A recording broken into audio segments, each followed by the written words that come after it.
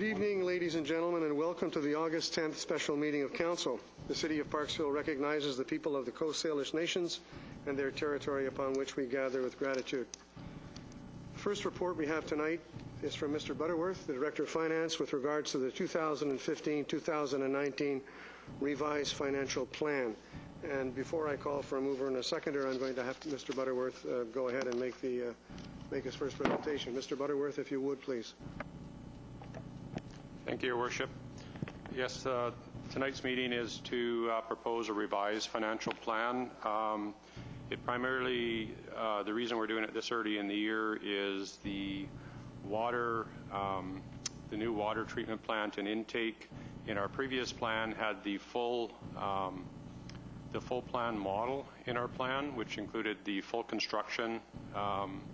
And since then, the ERWS board and council have adopted or proposed a revised, smaller water intake, and so that's the purpose for doing this. In order to move forward with our loan authorization, we have to have this meeting and revise our financial plan to get the proper size water intake and treatment plant into our plan, as well as our appropriate funding relating to that plan. So that's why we're doing this in August. Normally we would do this later in the year.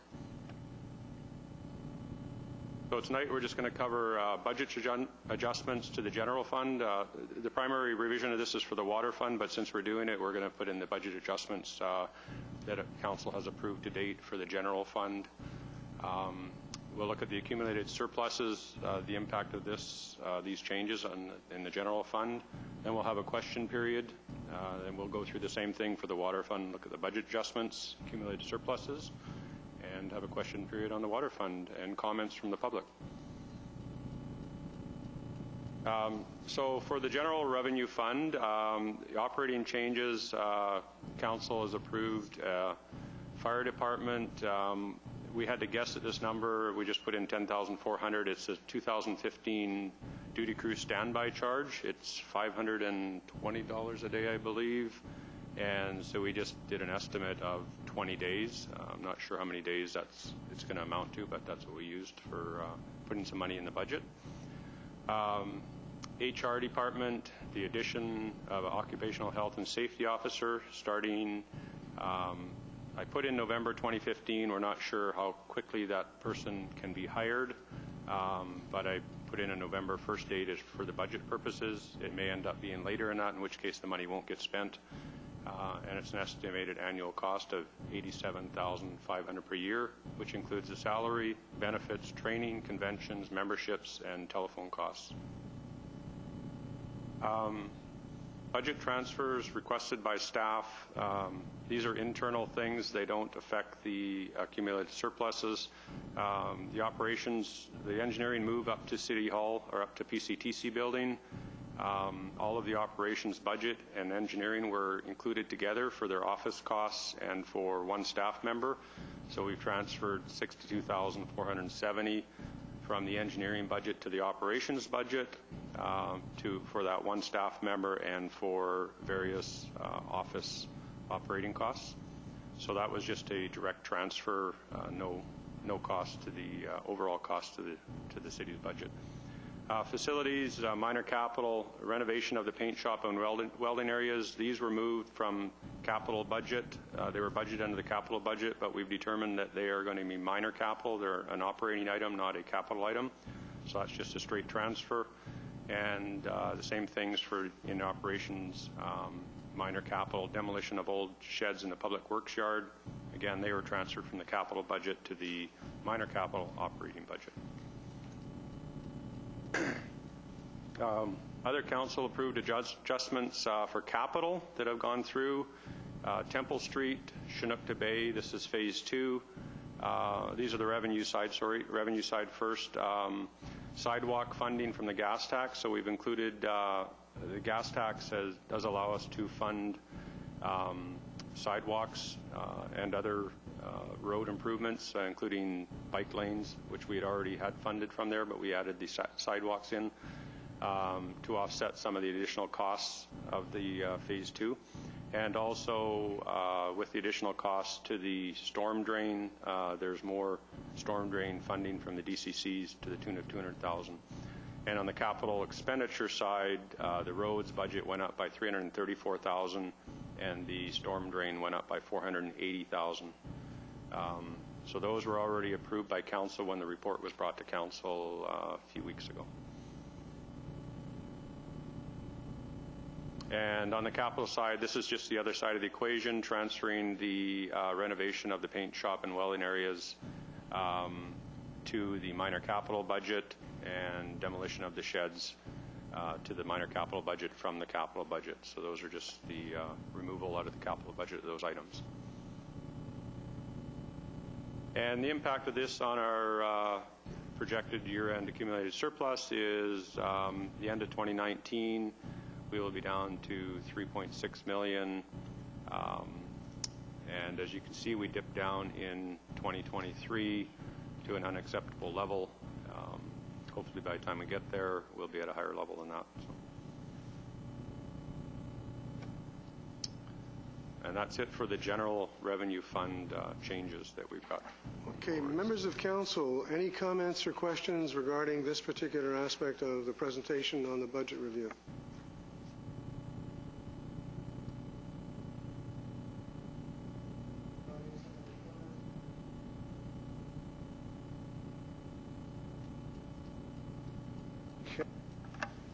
Thank you. So we'll move on. We'll move on to the budget adjustments, the water utility fund. Mr. Butterworth, if you would, please.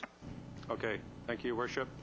Actually, this first bullet has been pointed out, should have said 16, shouldn't have a dollar sign in front of the 16 megaliters. So it's basically all of the Plan A, original Plan A costs, which was the full construction of the full-size site, and it included, I think, $19 million in grants, has all been removed from the water capital plan, and been replaced by Plan B with the 16 megaliter of treatment option.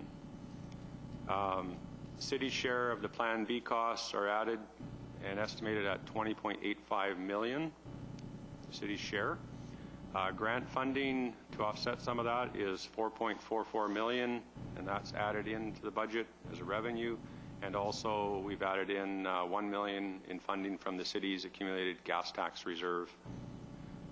Borrowing of $5.6 million is added to the plan, and I just want to point out that all the borrowing relates to the development side of the equation. The city has enough reserves to fund our side with the grant revenues, but the DCCs we've collected are insufficient at this point in time to cover the development side, so borrowing to cover their upfront costs has to take place, and that will be repaid through future DCC collections.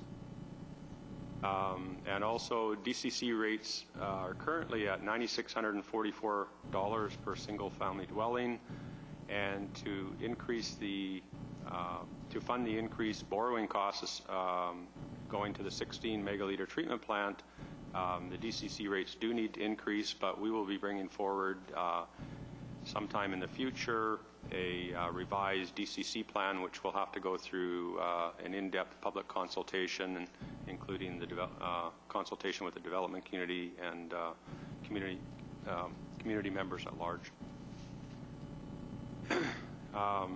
Also, for the aquifer storage and recovery, the costs were deferred 2 years from 2017 and 18 to 2019 and 20, and the total cost was increased by $15,000. One other thing I don't have on here is that essentially most of the budget for the treatment plant and intake has been pushed out 1 year from what our original plan was. So we had a lot of it in 2015-16, and it's moved out to 16-17 and some in 18. And the accumulated surpluses here, they're healthy at this point in time, and you see they're being drawn down by our share of the funding for the new intake and treatment. And they remain healthy for about 10 years, and then when the next phase going to the larger size takes place, and at this point it's projected at 2025, we'll know closer whether it's going to come later than that or how our population growth is. But at this point we've got it in the budget at 2025, and you can see our budget's tanks, and some borrowing will have to take place at that time to correct that. So they're healthy now, but they do tank later on. And that's it for that part. First of all, members of council, any questions or comments on the water fund changes? Councillor Greer. Thank you, Your Worship, and thank you, Lucky. Good presentation. Just wanted to know, in the ERWS Aquifer Storage and Recovery, the costs were deferred 2 years ago from 2017 to 18, 2019, increased by 15,000. I was wondering what that price was initially. I can't remember. Do you have that? The original budget, I believe, had 1.3 million in it, so now it's 1.315. Yeah, so it's not a great increase then. No. Good, thank you. Anyone else have a question? I have a question. Anybody else have a question? I guess I'm usurping Mr. Round. Maybe I'll wait, Mr. Round. When I saw the DCC rates are needed to increase, I'll leave that for Mr. Round to ask that question. I'm sure he's waiting to ask it. Members of the audience, any questions on the water utility fund, please come on up to the podium. You have a microphone.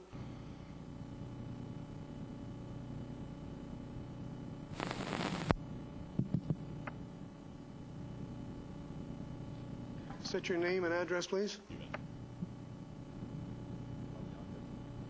Thanks. I'm Doug O'Brien, 1456 Seaway Drive here in Parksville. Thank you for the opportunity to speak here tonight. Thank you, Mr. Butterworth, for your presentation. You answered a lot of questions that I had written down here, so it will be short, I can guarantee you. My only comments are regarding the ERWS. 28 million is a lot of money, with a large portion borrowed and amortized over 35 years, which really isn't a great legacy to leave for our children. But it is my view that we should attempt to lower these costs even further. The filtration is a given. I think it's great. We're up to 16 megaliter per treatment. That's a given. It's needed. The intake is needed, necessary. But the 5.6 million, which is the latest figure, and Mr. Butterworth might be able to correct me on this, or Mr. Squire, who's not here tonight. But anyways, $5.6 million allocated for the new distribution mains has me concerned. The new, as I spoke with Mr. Squire about, it was the 5.6 million was to replace a large portion of the infrastructure in the city of Parksville and to get the water out to Nanoose, Fairwinds Development, and so forth. And I already understand the break in between the 76-24% in between Nanoose, Parksville. I get that. But my question is do we really have to replace all those mains? At the time when the question was posed to him, it was at the other meeting, at the RWS management meeting, where the consultants at that time said, the reason for replacing all those mains is because, well, we just should do it because we don't want to run into what happened in Winnipeg, because, you know, there's a lot of rust and sediment and that type of thing that gets all built up, so we're just recommending doing the whole thing. It is my view that that may be overkill in this particular case. My view that the thing is that 5.6 million could be weaned down to only those that are absolutely essential to supply the infrastructure to the filtration plant and the new intake to and from and to the new community out in Fairwinds as well. I just feel that should take maybe another second look to have a look at it, because it's a lot of money. 5.6 is a lot of money, and we've already spent a lot of money, as we all know, up until this date. So all that I'm asking is council is just maybe ask if there's any wiggle room on that. Every million you saved is going to be a plus for us, for all the community. The ASR just came up. Mr. Butterworth just brought up the fact that the ASR, I thought from the what I read from the local paper is that it was off the table, that it was, but from what I got tonight, it appears to be deferred for 2 years. Is that, I hear that right? And it's going to happen in 2 years' time? So we'll be looking at it in the years that have been mentioned, yeah. Right, so you're looking at it, but it's not a guarantee that it's going to happen. No. But that is since it's being deferred, it is not included in this new portion of the $28 million. Is that correct? But when you talk about $28 million, 20.85 million. It's $20 million, not 20. But then wasn't it said that it was going to be another 4 million was required for the new to jump from 8 megaliters up to 16?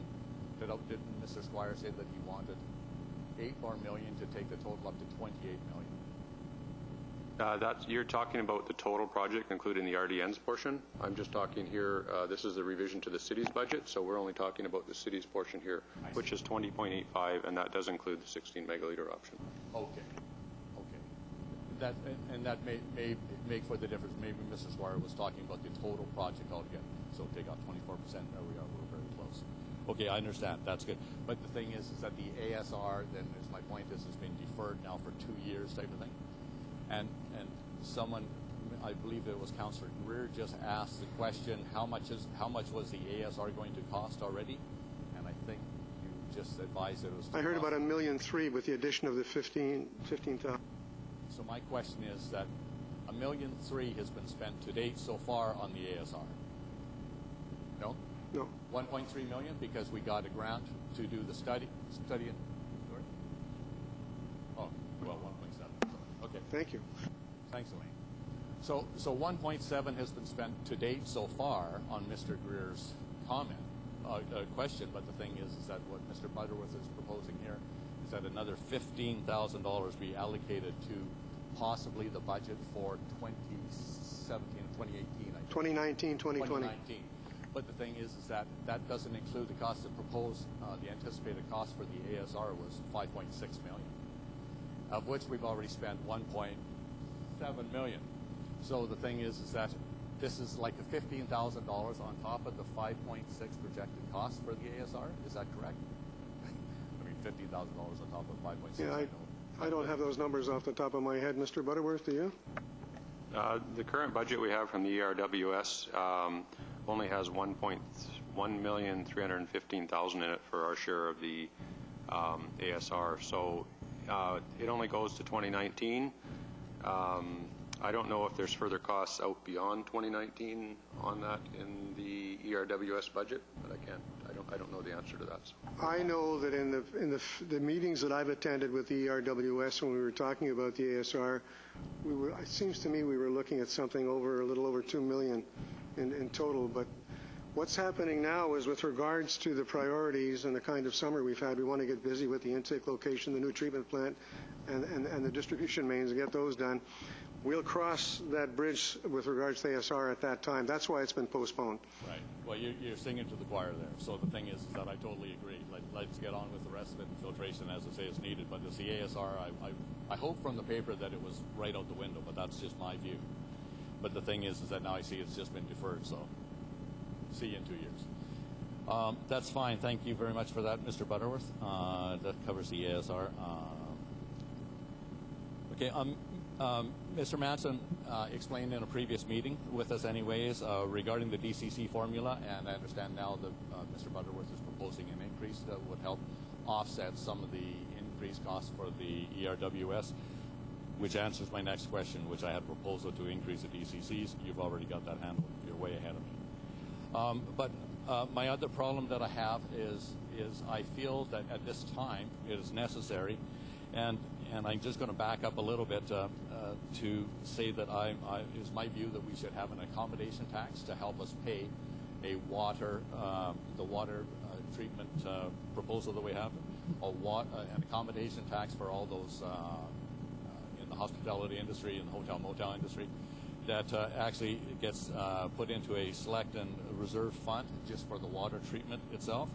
And I'll back up with a little story real quick. On a recent holiday, we were fortunate enough to get down to Hawaii. And when I asked about my accommodation rate for the condo that we're renting, just very politely asked us, so what does the 8% hospitality tax, accommodation tax apply to here? Concierge very nicely said, well, it's to cover our increase, so we have to pay for our water and our sewage treatment. They needed more water storage and they need more sewage treatment. I said yes, and so she said, and she says, you visitors to our lovely island here come here every year to enjoy it, and we feel that it's necessary that you as a hotel stay or condo accommodation should pay that, because it really wouldn't be fair now to have our residents and our businesses here that are already here 365 days of the year to have to pay for that, would it? Because really, she says, we have to increase it because you guys are all coming here. And we're glad you are coming here, but she says, we just felt it was like on a user fee basis. I thought, good on you. good for you. I mean, that's right. The residents of Hawaii are already heavily taxed. So they've come up with this proposal, and it's just basically to say that in the summertime we know that our rates, I don't know even know the percentages, they grow largely. Anyways, and so my point is that the accommodation industry should really be paying for part of it, because everybody up here, they're all showering, they're doing everything they want to do, and we want to do that. We understand the value to our community and to the economy. But at the same time, if you go, you don't have to go all the way to Hawaii. You can go to Victoria. Stayed in Victoria recently, and they had a tax on that. And I asked the lady there, I said, so what is your tax, this extra tax?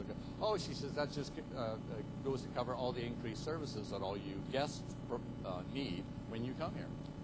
Once again, she said the city of Victoria felt it was necessary that the tourists pay.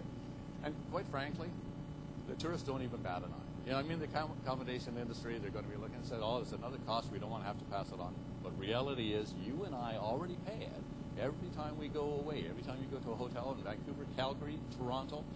It's already on your hotel bill. It's there. I'm just proposing the council should look at maybe putting in an accommodation tax in our area that would go strictly right to the Water Reserve Fund. It's not going to anything else. There's no rainy day fund. This is going to help pay for this.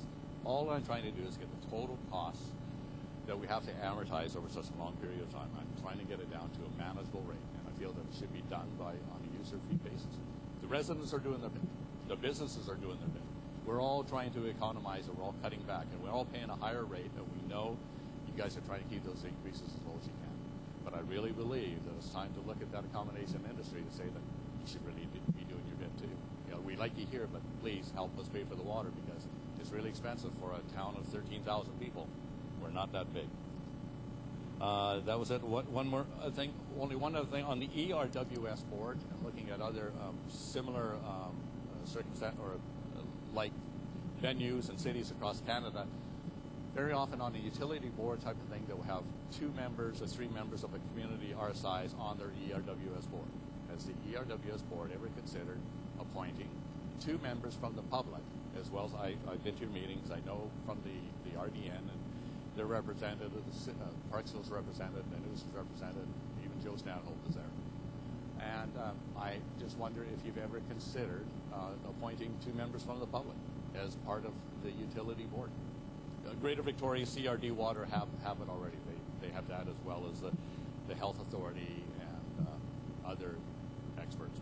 But I was just wondering if that's ever been in consideration. That's an interesting point. No, not since I've been on it, but I'd certainly want to bring that up and see what the pros and cons would be from a point of view in terms of voting on funding and things like that by non-elected officials. But I'll certainly look into that. I wanted to deal with your comment about the $5.6 million with regards to the distribution mains. One of the things that that we approved at ERWS board, the last board meeting, which was at the end of last month, was that as part of the process, and it's made in the 6 recommendations that the board supported, made by staff, that there's going to be a consultation committee set up from different parts of the community. For example, the Tourism Association, the PRA, the Construction Association, the list went on and on and on. So I would suggest to you that that's a pretty good point to bring up. Mike Squire will be quarterbacking that, and when you have those meetings and you're discussing the different issues that will come forward with regards to what the consultants are recommending, that would be an interesting point to make. What about reviewing the distribution mains and to see if there's any place where money can or can't be saved? Right. So you're saying that that'll start. It's going to come to us as like we're a loosely formed group. We're an Aerosmith Water Coalition. That's all we are. You know. No, but this will be a group that will be formed by the ERWS staff. Right. And the invitation will be to all the interested groups. I think there's about 7 or 8 interest groups, if memory serves me correctly. Is my memory serving me correctly? How many? 15 groups. So these groups will be invited in and to look at, as the plans evolve, as the plans and specs evolve, comments can be received and made at that time. Okay. I'm not a group. I'm just a guy. Pardon me? I'm not a group. I'm just a guy in the community. Is there any way that I can apply to be invited to those meetings or not? What group are you a member now? Parksville. I mean, loosely affiliated with other people that are like-minded. I mean, I know the people from the PRA, I totally respect, but we don't agree on everything, and they don't agree with everything I say as well, you know. But the thing is that I'm an individual. I've been on your boards, all the rest of the committees and so forth. You and Mr. Greer and everything. What I can do is I can talk to staff, and I don't see why some interested individuals couldn't be a member of that. But I'll get back to you on that. I'd appreciate that. Okay. Thank you. Mr. Butterworth, hold on a second. Thank you, Worship. It's my understanding that the transmission mains that we're talking about here are to take the water from our treatment plant to the Springwood, and then it'll be distributed. There are no lines there right now. The idea is to follow the railroad tracks up from the Public Works yard to Springwood. So I don't believe that it's for replacement of old lines. I believe it's for a brand new line. We can certainly confirm that with Mike Squire and see if that's what it is, but I believe that's what it is. Yeah, sure. Okay. Good point. That'd be great. And the second thing, I've already looked into trying to get an accommodation tax here, and I don't believe that we're eligible for it. It's quite restrictive on what you can, what a municipality can get an accommodation tax for, and I don't believe we qualify, because I did look into it. But I'll pull out my notes on that. I don't exactly remember why we didn't or what qualifies, but I did look into that already because I think I saw City of Vancouver has it or something, but we don't qualify, so I'll need to look into that further. Does that have anything to do with our not being recognized as a resort community?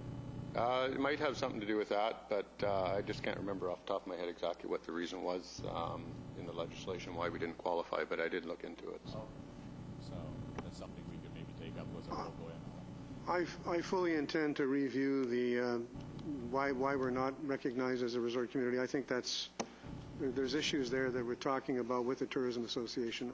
I want to bring that back on the table. Thank you. Thank you. Next. Good evening. Good evening. All pastors, Parksville resident. Couple of things. Number one, up there it says that the city's share of Plan B is estimated to be $20.85 million. Nowhere does it talk about the $5 million plus that's already been sunk into it. So if we're looking at some of the comments in the newspaper and whatnot, and some of the press releases and things going out there, I don't think it's exactly genuine when we say that our share is $20.85 million, because it's not. We've already spent money. And so if we're talking about what it costs to have this water treatment plant and the mains and everything else, let's be up front and say that it really costs another $5 million plus that we've already spent and been taxed at and paid for, I assume. Next. I just want to comment that this is a budget adjustment, so it's what we're looking forward to in terms of having to. I'm saying that the press releases that come out of the city say that, you know, we're going, well, I can just see what it's going to say, that the plant is going to cost us $20.85 million. It's not. It's going to cost more than that. Let's be up front. The next thing is that it says that there's $1 million in funding from the city's accumulated gas tax reserve. By taking that money out of the gas tax reserve, does that affect general property tax when it's removed? It's got to be replaced somehow, right? Mr. Butterworth? No, that's funding that we receive from the federal government for the gas tax. We get $500,000 a year. We've been accumulated. Well, we started with $500,000 in 2015. Before that, it was a lower amount, and I can't remember how much we have in there exactly right now, but it's in the $2 million range we have in there right now. So I'm pulling $1 million out and it's supposed to be used for cleaner water or reductions to greenhouse gases. So that's why we're using it for sidewalks and bike lanes, and for cleaner water as a treatment plant's obviously going to give us cleaner water. So, so I pulled some out to subsidize the city's and developers' share of the costs. Okay, so in other words, this gas tax reserve is going towards reducing our general property tax. It's actually reducing. If we didn't have that in there, then the 2.5% water utility rate increase would have to be higher than that. So it is affecting the water utility rates. Yes. No, you misunderstood me. was that if you're taking the gas tax reserve, if you're paying for sidewalks and things like that for reducing greenhouse gases, as you said, and for providing clean water, then that is paying for things that would have been paid for by our property tax, right? That's correct. So in other words, it's reducing our property tax, right? In this case, it's reducing the water utility rates. This $1 million, yes. But the other stuff, if we're using it elsewhere in the general fund, will reduce the city's or the residents' property tax, yes. The other item is the DCC rates sitting at 96.44. I recall about 2 years ago, a year and a half ago, there was a DCC rate setting meeting, and it was deemed that we would not set DCC rates up to what they should be and what staff recommended, because we were going to keep them artificially low so that we could go for the big grant. Well, the big grant didn't happen, so we've got to go back to changing those DCC rates to what staff had recommended then, plus whatever increase there is to cover off their share of the water treatment plant. It's not the construction industry that's paying those DCCs. It's the people buying the property. The construction industry has not paid a nickel in DCCs. What they do is they get charged against that, and then they charge it against the property when they sell it, and it's the person buying the property that is paying those DCCs. So let's be upfront about that. Next, aquifer storage and recovery.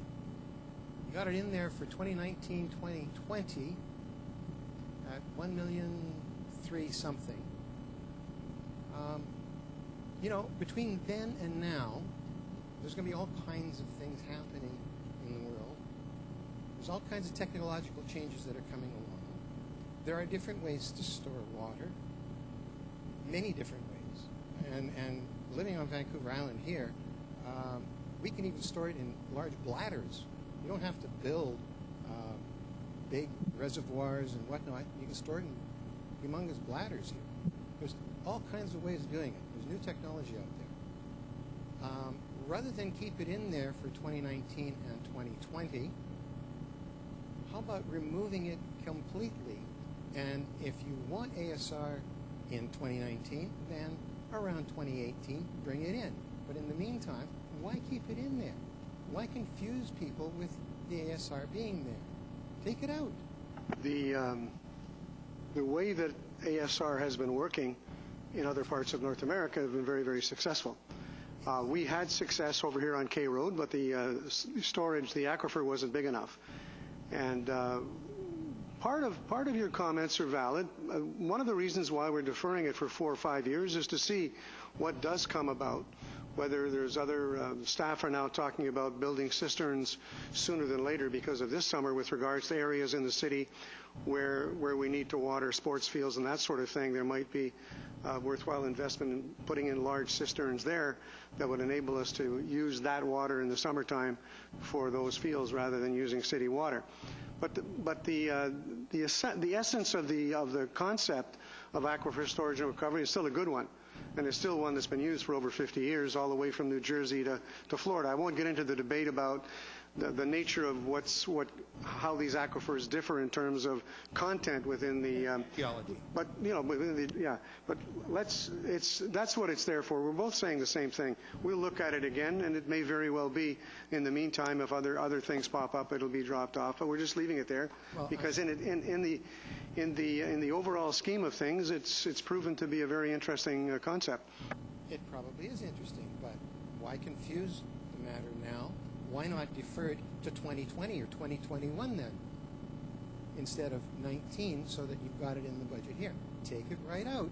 It's not part and parcel. You're worried about getting something passed and getting ahead with building a water treatment plant and intake and mains. Those are 3 items.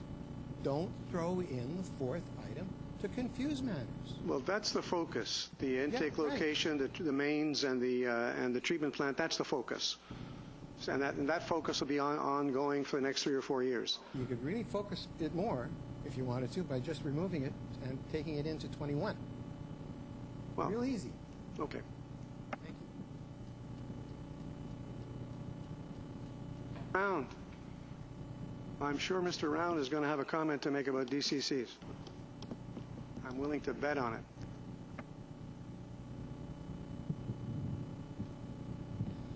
Good evening, Your Worship, Council, and staff. Yes, I do have a few questions in regards to DCCs. We also have a few questions in regards to the original Plan A and Plan B. The original Plan A called for 48 million megaliters. The plan we're going to go with now is 16 million megaliters, 1/3 of the original plan.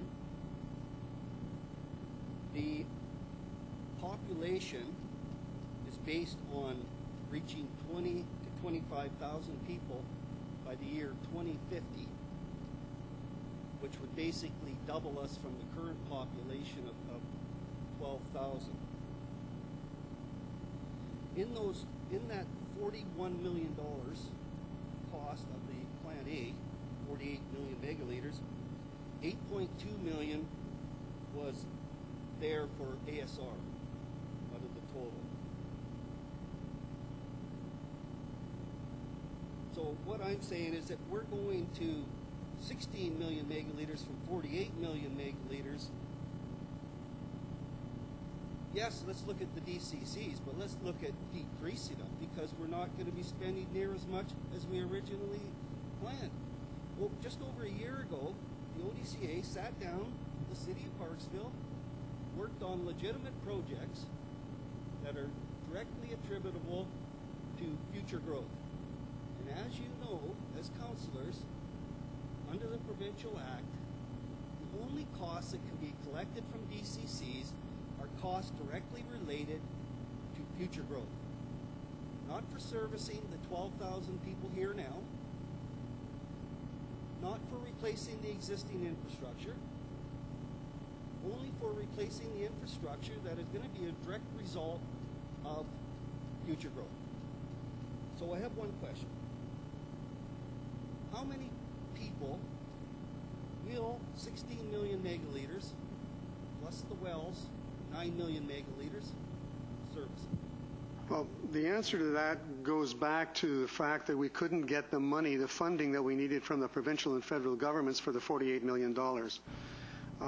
We were told back in March that the Build Canada Fund was oversubscribed, and they said lower your expectations. So the 16 million megaliters are only going to be, this is a 10-year project. We knew that from the get-go. So 10 years from now, or 11 years from now, we're going to have to go back to the senior levels of government and get more money to build another size plant, or a different kind of plant, or a bigger plant. This is something that we've been forced to do simply because of the lack of funding. We didn't get 24 million, we got 6 million. So we're doing the 10-year plan. Is it going to cost taxpayers more money in the future? Yes, it is. But that's just the way things are. We can't get any more money from senior levels of government. So I'm not sure if you answered my question, Your Worship. How many people will that service then? Well, if you look at the growth rate, it'll service, at the rate that we're growing in Parksville, it'll certainly service the growth rate for the next 10 years in terms of the 16 million megaliters, or whatever it's called, because that's what staff have calculated. That's what they're telling us. But it's only good for 10 years. We're calculating a population increase, I believe, of 1.2%. So let's say 10% increase in population would be 1,200 people. That's the only portion of that water treatment plant that is allowed to be used from DCCs, is for that 1,200 people. When we negotiated with the city just over a year ago with the previous council, we agreed on the projects that the city presented. We agreed on the percentage that would be based on new growth in the future, and what was to replace the existing infrastructure. So say on the water treatment plant, we agreed to pay 75% of the cost of that, and on the intake, 50% of the cost. Pardon? Okay, sorry, I got them reversed. Thanks, Lucky. So 50% of the treatment and 75% of the intake. We thought that should have been a little less on the intake. It should have been 50-50 because the city originally planned to double the population by 2050, was basing the treatment plant on those projections and on those costs. So therefore we thought, okay, you're going to have the capacity to double the growth. 50% sounds reasonable. But now we're being told that it's being taken down to 1,200 potential growth, which is way less than 50% of the cost. So these are all provincial regulations, as you're aware, and they need to be proven by the city of Parksville that these costs are actually being attributable to future growth. And also taking the $8 million out of there was included in those original projections of the total DCCs required to pay for the infrastructure that the city had outlined over the next 20 years, I guess it was. So, to me, to have a report stating that we need to look at increased DCCs is very premature. To me, that's putting the cart before the horse. And I'm not sure how the city can approve a financial budget based on higher DCCs before the process has even taken place according to the province of British Columbia's best practices guide.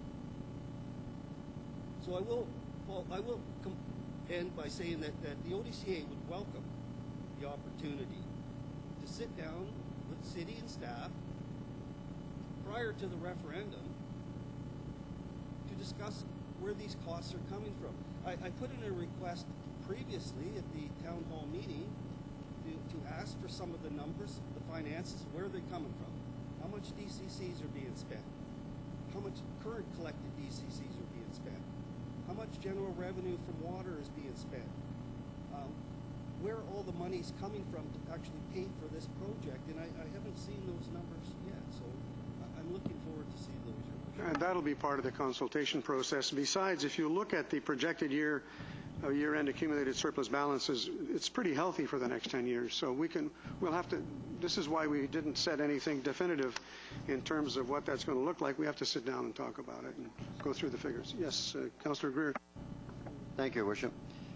I asked Lucky and staff today those same questions, and it's only a recommendation at this time that it will be brought forth and will be discussed and will be determined with the ODCA, I'm sure, but it's going to take over the next year to do that.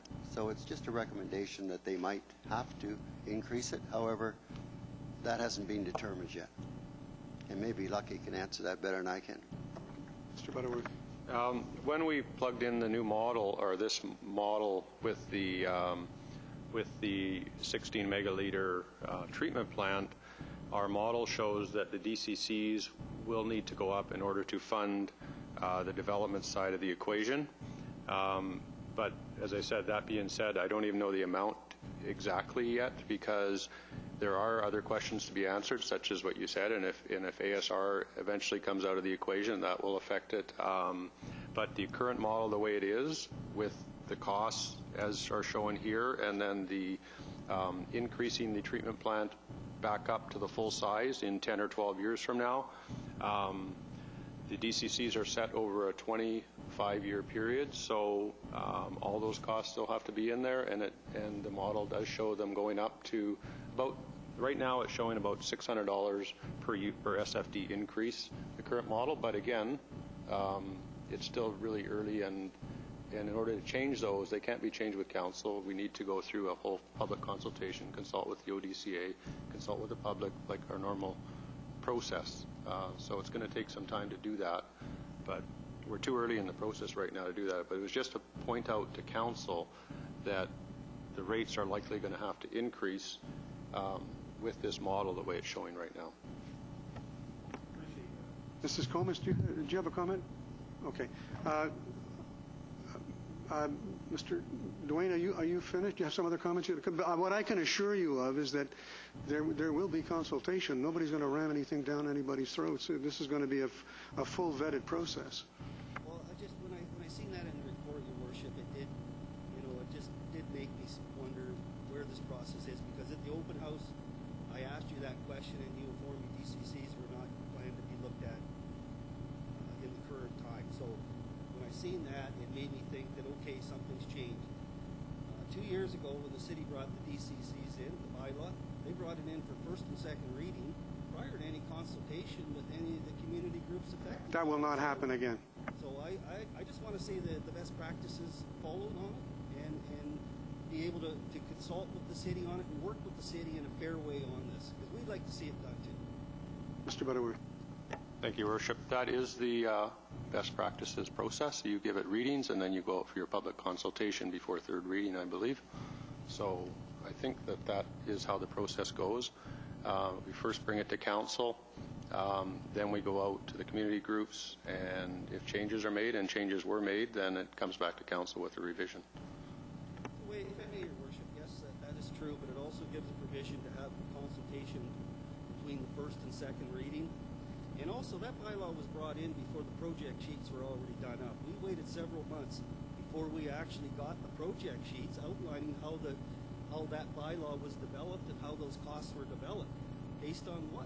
There was no project sheets existing on it. It was just a number grabbed out of the air. So those processes, you know, are what concerns me as the president of the ODCA. And you know, it's my job to work with council, work with the city of Parksville to develop a fair bylaw that works for everybody.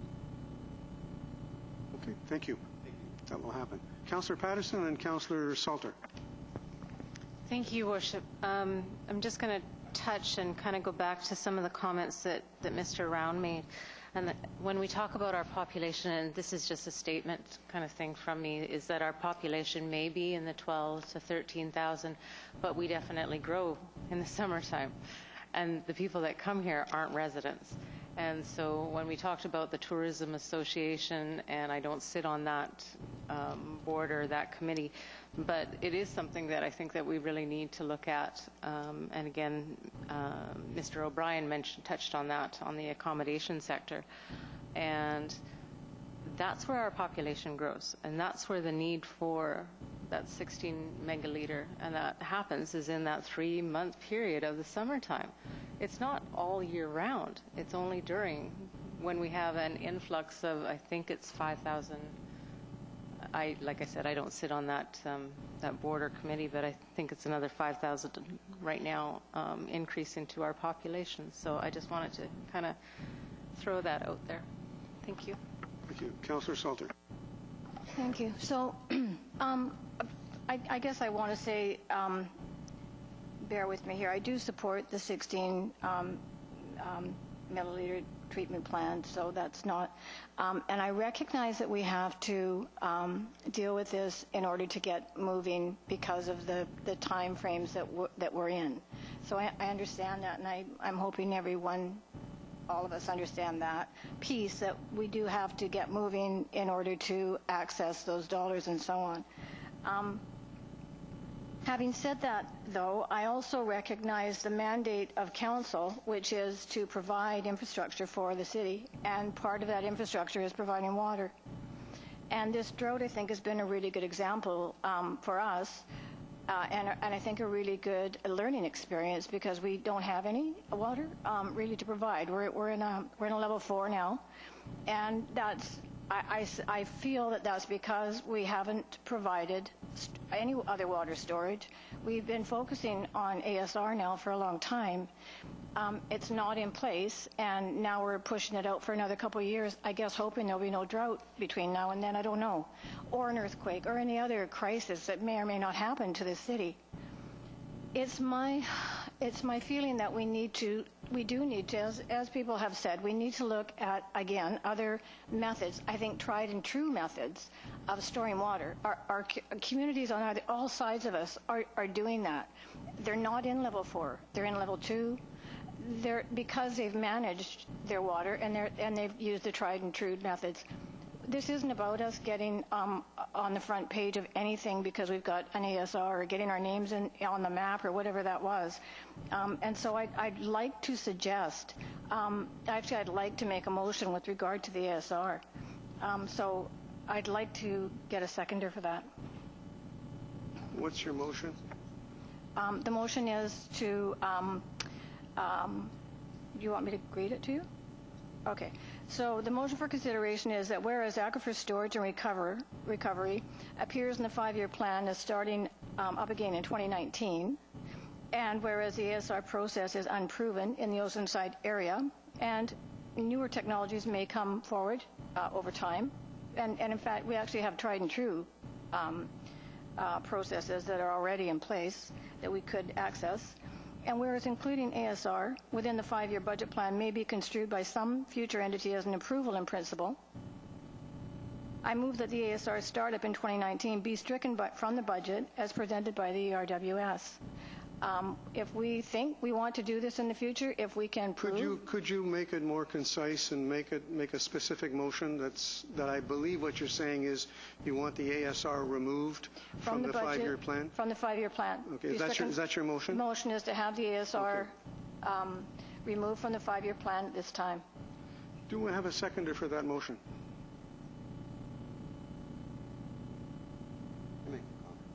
No. Wait. The question is, do we have a seconder for that motion? Are you seconding the motion? Okay. Thank you. All right. The motion's been seconded by Councillor Patterson. Discussion. Councillor Greer. Thank you, Your Worship. There seems to be a lot of discussion on what's going to happen in 2019 and 2020. This is only a recommendation that we continue to look at this situation, but by the time that rolls around, which is beyond most of our mandate, I think, here, all kinds of things can happen.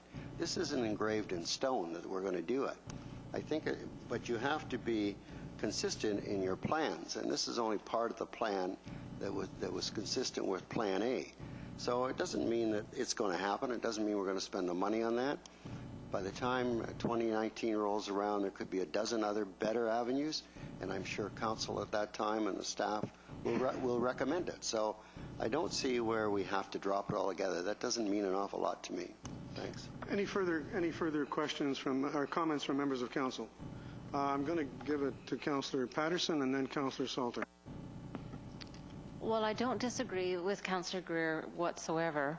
I think that the ASR has unfortunately had a lot of negative connotation. So if you're going to leave something like that in future budget and that, then I think that you need to rename and to have it as and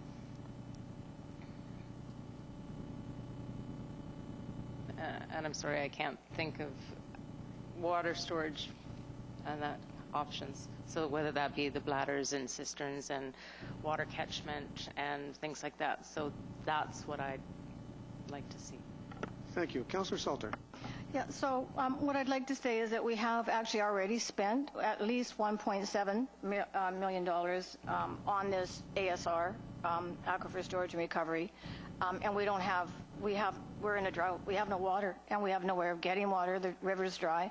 So we're sitting here. We haven't done our due diligence as a council to provide that water for the community. All we've done is now we're charging them for using water that they expected they should have because we should have provided it, and we didn't. I think we need to promote confidence in this council. And I think to promote confidence, I know that the aquifer storage and recovery is something that has impacted this community, as Councillor Patterson says, in a very negative way. And by removing that, and yeah, call it what you will, but don't call it aquifer storage and recovery at this time. Remove it from the budget at this time. Strike it from the budget, and let's work towards encouraging the public to have confidence in us and in what we're doing, and to recognize that we're listening to them. Thank you. Further questions, comments? Hold on, Mrs. Comas. Yes, Your Worship, thank you.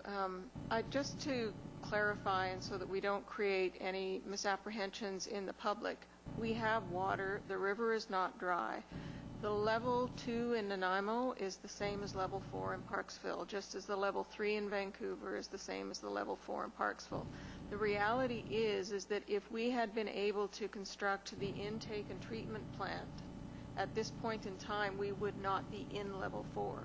Because of the way in which our intakes are currently constructed, that is what is causing us issues with respect to the amount of water we can draw from the river without ending up in a boil water situation from excess turbidity.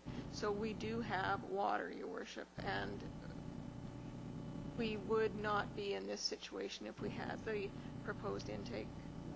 The issue of level numbers, I'm going to have to take to the RDN because they do vary from Nanaimo to Lanceville to all over the place, and they don't coincide with our levels.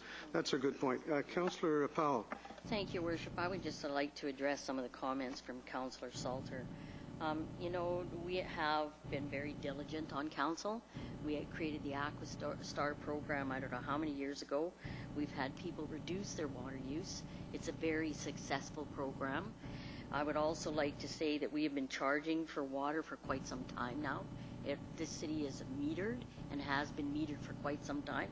And I think had we not done all of those changes, we would not be as prepared as we are for today. And there is enough water, but we're trying to make it through to September, October when the rain starts. And so I personally take offense to your comments. Councillor Greer? Thank you, Worship. I'm just wondering how important that line is in this budget. Is this a make or break line where we put this off until 2019, 2020? I mean, there seems to be some feeling that it's creating a problem even from our guests in the audience. And I'm wondering how important it is to have that in this budget. Debbie. Mrs. Gomez. Your Worship, at this point in time, the purpose of this report this evening is to ask Council to make amendments to the budget in order for us to move forward. If I may make a suggestion, and if Council does have concerns about aquifer storage and recovery in the budget in future years, we are going to be going into budget discussions for 2016 and beyond in another month. And perhaps when we have a full complement of council and a full complement of staff, I'm sure Mr. Squire would have some comments with respect to that proposal, that we could perhaps defer those kinds of discussions to future budget deliberations. What I'd like to say as mayor is that the bane of our existence is the low flows in the summertime. And we're getting it this summer, which is almost like a perfect storm. Not only does this issue affect Parksville, it affects everybody up and down the island and all over the province. Attending a conference a couple of years ago with Mrs. Hoffer was there. There were people from British Columbia, from Alberta, from Washington State, and from the state of Oregon, and they all had the same problem: low flows in the summertime. And we're all looking for ways. And I personally feel that, you know, I agree with Mrs. Gomez. This is not etched in stone tonight, but I personally feel that it's certainly worthwhile to have that hanging around, to have a good look at it at some point in time, because it's a great system for anybody that uses it, and where they've been using it for quite some time. It's a great system to have. And there's only one other in Canada. There's no others in BC.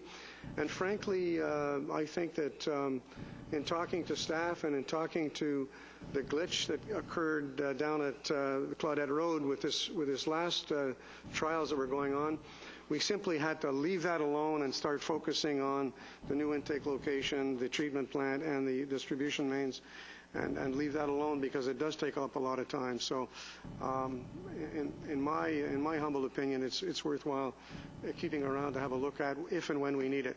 And it's not etched in stone. Nobody's going to fall on their sword with regards to this. We'll be looking at it over the budget years that we're going to be doing in the next couple of years.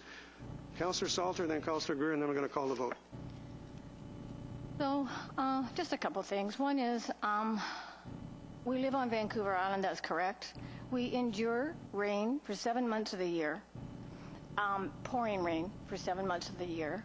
And we all know that we get enough rain coming down that river, or enough water coming down that river during the high season to supply this city for a year. So storage is the problem. I mean, that is an issue. We don't have storage. We haven't put it in place, and we've been focusing on ASR. ASR, again, may be an answer. I personally don't believe it is, but it may be an answer. But I think there's other possibilities that could be answers as well. And that is the piece where I feel that we don't have that confidence from the public that we should have. If we strike it and we say maybe in the end that is the answer, and we can convince the community of that because it's they who direct us, then so be it. But if not, let's at least listen. Let's at least make that action. Remove that. It's neither here nor there. If what you say is correct, it's neither here nor there. Let's remove it. Let's give that to our community. Give them that piece. It's what they're asking for, and I don't see how it's going to impact us in a negative way by removing that from the budget at this time. Okay, Councillor Greer, your last comment to you, sir. Thank you, Worship. This is, as Ms. Collins said, it's just a revised budget. We do not be happy to discuss this in a full budget situation a month from now. You're talking about a month from now. Do you think that would make that much difference? Go ahead. Sure. If that is what this council needs in order to move this forward, I'm more than willing to wait for a month and bring it up at another, so we can table this until the next budget meeting, if that is what you're stating. It may not be in a month, but it'll be certainly 2 months or whatever. Are you willing to withdraw your motion? Yeah, I'm willing to table it until the next meeting. Okay, we'll have that debate another time. Thank you. That motion is withdrawn. Sorry, but okay. Do we have? Can that be done? Your Worship, tabling, the purpose of tabling is usually to a specific date and time to continue the discussion. Okay, so we'll have to have a vote on the motion? You'll either need to vote or withdraw. Okay, so we'll have to vote on the motion. We can't table it.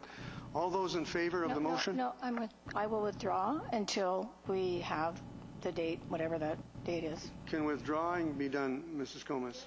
Okay, so that motion's been withdrawn. Thank you. Hey, I'm going to call for the recommendation that you have in your sheets. I need a mover and a seconder. I'm going to read out the recommendation so I'm perfectly clear. Number one recommendation that the report from the Director of Finance dated August the 5th, 2015, entitled 2015-2019 Revised Financial Plan be received. Do I have a mover and a seconder for that? Moved by Councillor Powell, seconded by Councillor Oates. Any further comments on that being received? Seeing none, all those in favor? Opposed? That is carried. Thank you. And number two, that Council approve the revised 2015-2019 financial plan as set out in this report. Moved by Councillor Greer, seconded by Councillor Powell. Any further comments? All those in favor? Thank you. That is carried. Now,